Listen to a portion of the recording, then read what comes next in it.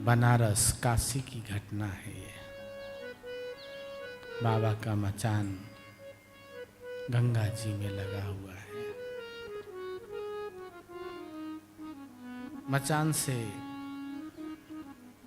करीब 20 हाथ 25 हाथ दूरी पे हम लोग की झोपड़ी होती थी। बाबा की मचान जल में ही होता था, करीब समझ लीजिए 8-10 फुट गहरे जल में। नाव से दर्शन होता था वहाँ। नाव आवे और बाबा के मचान के सामने से होते हुए निकाल देते थे। काशी में जेठ महीने में मेला लगता है, काशी नरेश की, जहाँ पे गढ़ है, किला है, वहाँ पे मेला लगता है, प्रतिवर्ष लगता है। अब मेले में बाजार लगता है। बाजार में तरह तरह के लोग, करामाती लोग भी आते हैं, खेल दिखाते हैं, सर्कस आता है, कठपुतली नाचती है, बहुत सी चीजें होती हैं। मेले के अंदर एक हाथी पागल हो गया। इतना जोर का पागल हुआ कि मेले में सब जगह नहस तहस कर दिया। तो बनारस और राजा के महल काशी जाने के लिए बीच में पीपे का पुल बनता है, बहुत लंबा, शायद अभी भी बनता है वो। तो बनारस राजा के गढ़ से हाथी वहाँ पागल हुआ और वहाँ से बाबा की मचान करीब 1.5 किलोमीटर या 1 किलोमीटर दूर 80 घाट के सामने मचान होता है। हाथी पागल हो गया।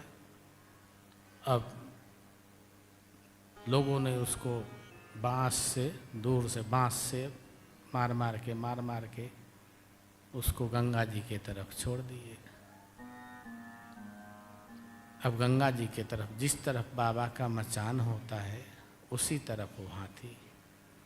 अब हाथी वहाँ से चिघाड़ मारता हुआ गंगा जी के किनारे किनारे मचान की तरफ बढ़ने लगा। तमाम पुलिस भी लग गई। पीएससी के कमांडो उसको चारों तरफ से पीछे से घेर करके आगे से भाग रहे हैं।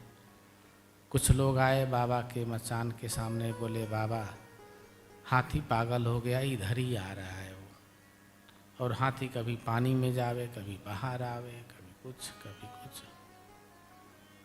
बाबा ने हम लोगों को बोला, बच्चा हाथिया पागल हो गया, तुम लोग नाव में बैठ के और उस पार चले जाओ।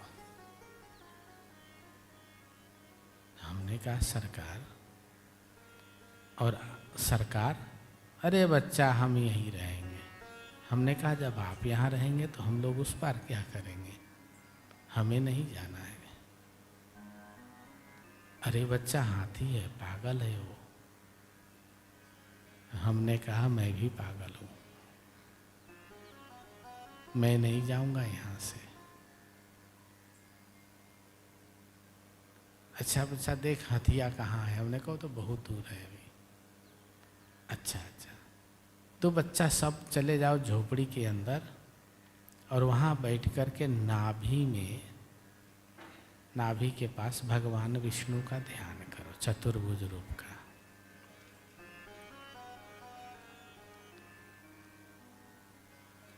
ध्यान करने लगे और बीच बीच में झोपड़ी थी फूस की, झोपड़ी के बीच में से छेद करके देखे कि हाथी अभी है कहाँ। दोनों हाथ ऐसे लगा के ऐसे, हाथी कहाँ है। तो सब हमारे 6, 7, 8 गुरु भाई भी थे साथ में। जब हाथी करीब 100-125 मीटर दूर होगा करीब, तो हम लोग बांस और बल्ली तैयार करके रखे थे कि आएगा तो उसके ऊपर टूट जाएंगे, एकदम टूट पड़ेंगे, भगा देंगे हाथी को। लेकिन जैसे जैसे हाथी करीब आवे वैसे वैसे दिल की धड़कन बढ़ने लगी। और ये हाथी दिखाई दे, बहुत बड़ा है वो तो। ऐसे लगे जैसे पहाड़ चल रही हो, हम लोग नीचे बैठे हुए हैं।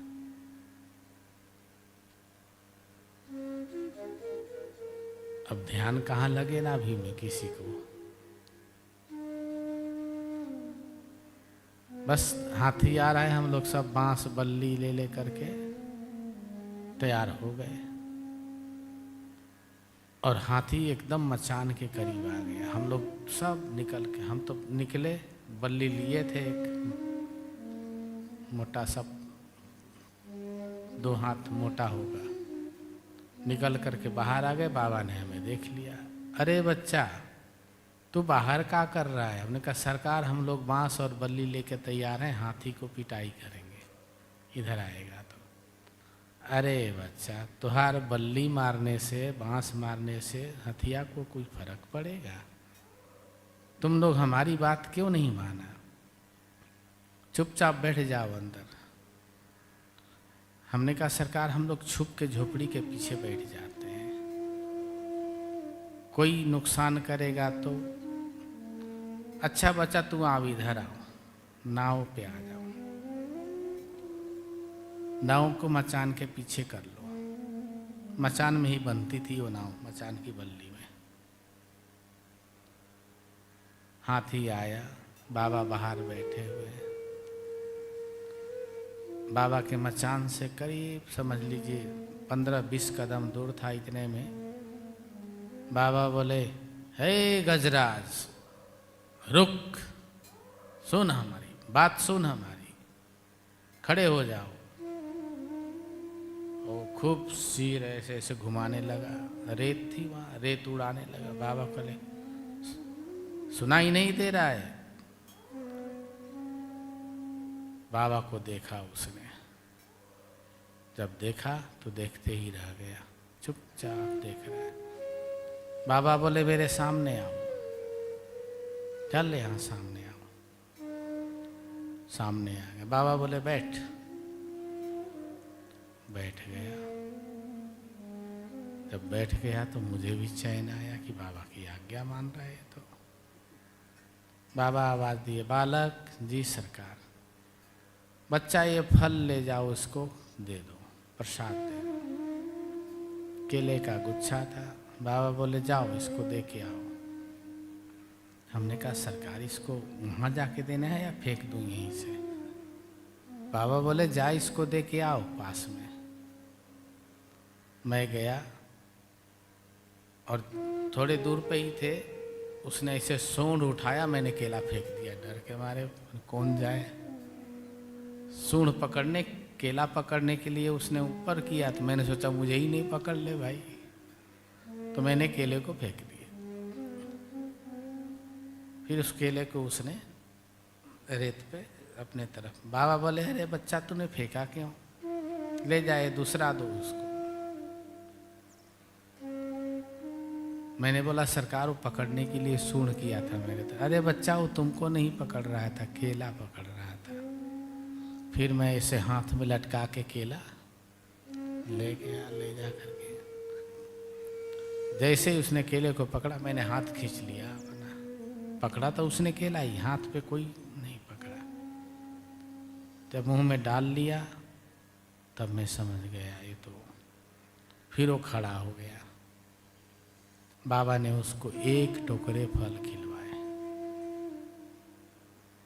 बाबा ने बोला उसको तू क्यों पागल बना, क्यों नुकसान कर रहा है, तू गजराज है।